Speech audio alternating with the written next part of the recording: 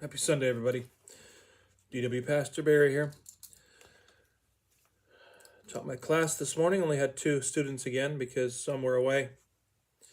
We talked more on the birth of Jesus, but not very much. Actually, we talked more about angels than anything else. And also the fall of Satan and things like that. And then we played some Uno for the last 10 minutes of class. Sometimes I get so caught up in a lesson that I forget that the kids want to have some fun as well. So we did that this morning. We got a little bit of snow, which now isn't really here anymore, but it is cold. Temperatures are well below freezing, and tomorrow are going to get even more cold. Or in proper English, it will be colder tomorrow than it is today. You're welcome. All right, lots to be praying for, folks. President Donald Trump is to be sworn in tomorrow. He needs prayer for his protection. That I do know. This is January the 19th. It's called Wisdom. And as you know, we're not going to read Bible, but we're going to read the verses they have listed right down here. It kind of goes nicely together, and these are quite often shorter videos. The question asked is, how will having wisdom help me in my responsibilities? Good question. Let's take a look. Wisdom isn't just knowing the facts. It is an understanding that an all-powerful, all-knowing God has designed a moral standard in which both good and sinful choices have consequences. Wisdom also means choosing to apply God's truth and principles in your relationships and daily circumstances. Wisdom begins with understanding your accountability to your Creator and with choosing to depend fully on Him. Wisdom isn't just what you know, but how you live it. This world needs godly wisdom today. Boy, is that ever the truth. And I've told people, I posted about it, don't waste a minister's time.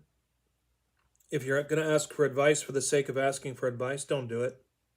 If you're not going to take the advice of somebody who's giving it, especially when it's godly, good counsel, godly counsel, don't waste their time. Trust me, I've had enough time in my life wasted on so-called ministering to people. A lot of those people now, some of them get more bound up than they were before, and they're more confused and everything else. So in deliverance ministry, you must be wise.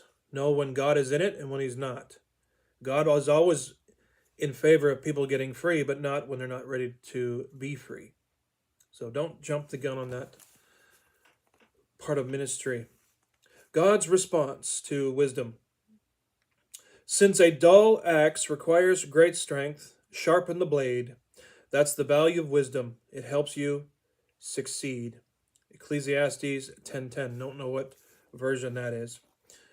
Ephesians 5:15. Be careful how you live, not as fools, but as those who are wise. Amen. 1 Kings 3:9. 1 Kings 3:9. Give me an understanding mind so that I can govern your people well and know the difference between right and wrong. We need good, godly leaders. If we can't have good representatives at the top, what's that going to say for the rest of us? We already know, forgive me, my tie's moving here. We already know that in some countries, America is a laughingstock because of who's leading us at this moment. But they do have a lot more respect for the man who's supposed to be coming in tomorrow. So pray for him. God's promise, Proverbs 9:11-12. Wisdom will multiply your days and add years to your life. If you become wise, you will be the one to benefit. If you scorn wisdom, you will be the one to suffer.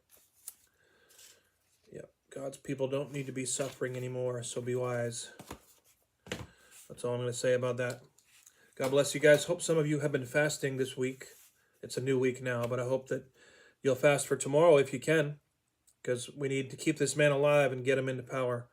And we need to pray against the wicked counsel that Satan is trying to put around him. He needs to be alert. He needs to be wise. He needs to be smart. And to get rid of people who are surrounding him or trying to, that are not of God, but in fact of Satan. Be in prayer. God bless you. See you in the next 1 minute with God for men. Devotional.